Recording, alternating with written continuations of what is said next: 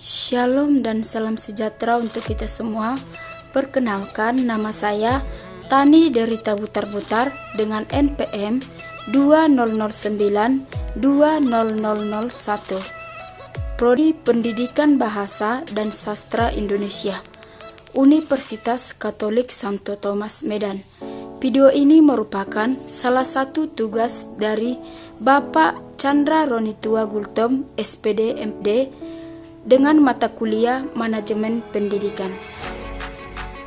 Baiklah, pada video kali ini saya akan membahas tentang topik bagaimana pengelolaan kelas belajar yang inovatif dan pengelolaan peserta didik. Pengelolaan kelas merupakan salah satu keterampilan yang penting yang harus dikuasai guru. Pengelolaan kelas lebih berkaitan dengan upaya-upaya untuk menciptakan dan mempertahankan kondisi yang optimal bagi terjadinya proses belajar yang dimana di dalamnya ada pembinaan, penghentian perilaku peserta didik yang menyelewengkan perhatian kelas, pemberian ganjaran, penyelesaian tugas oleh peserta didik secara tepat waktu, serta penetapan norma kelompok yang produktif. Di dalamnya mencakup pengaturan peserta didik dan fasilitas. Selanjutnya saya akan membahas bagaimana pendekatan yang digunakan dalam pengelolaan kelas. Yang pertama itu ada pendekatan kekuasaan. Pengelolaan kelas diartikan sebagai suatu proses untuk mengontrol tingkah laku anak didik. Peranan guru di sini adalah menciptakan dan mempertahankan situasi disiplin dalam kelas. Yang kedua, pendekatan ancaman. Dari pendekatan ancaman atau intimidasi ini, pengelolaan kelas adalah suatu proses untuk mengontrol tingkah laku anak didik. Tetapi, dalam mengontrol tingkah laku anak didik dilakukan dengan cara memberi ancaman, misalnya melarang, ejekan, sindiran, dan memaksa. Dan yang ketiga itu pendekatan kebebasan. Pengelolaan diartikan secara suatu proses untuk membantu anak didik agar merasa bebas untuk mengerjakan sesuatu kapan saja dan di mana saja.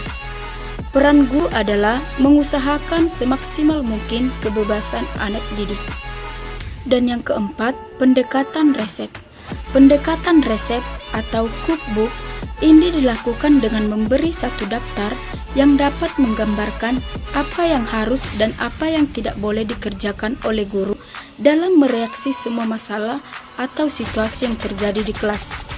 Dalam daftar itu digambarkan tahap demi tahap apa yang harus dikerjakan oleh guru. Peranan guru hanyalah mengikuti petunjuk seperti yang tertulis dalam resep. Yang kelima, pendekatan pengajaran. Pendekatan ini didasarkan atas suatu anggapan bahwa dalam suatu perencanaan dan pelaksanaan akan mencegah munculnya masalah tingkah laku anak didik dan memecahkan masalah itu bila tidak bisa dicegah. Pendekatan ini menganjurkan tingkah laku guru dalam mengajar untuk mencegah dan menghentikan tingkah laku anak didik yang kurang baik. Peranan guru adalah merencanakan dan mengimplementasikan pelajaran yang baik. Selanjutnya, pengelolaan peserta didik merupakan layanan yang memusatkan pada pengaturan, pengawasan, dan layanan siswa di kelas dan di luar kelas, seperti pendaftaran, pengenalan, dan layanan individual, seperti pengembangan keseluruhan kemampuan, kebutuhan, dan minat sampai ia matang di sekolah. Tujuan pengelolaan peserta didik adalah mengatur kegiatan peserta didik agar seluruh kegiatan tersebut menunjang dan mengarah pada pencapaian kompetensi sebagaimana yang diuraikan dalam standar kompetensi lulusan atau SKL masing-masing jenis dan jenjang sekolah. Dan yang terakhir, saya akan membahas tentang bagaimana pendekatan dalam pengelolaan peserta didik. Ada dua pendekatan yang digunakan. Yang pertama, pendekatan kuantitatif. Ini lebih menitik beratkan pada segi-segi administratif dan birokratif satuan pendidikan.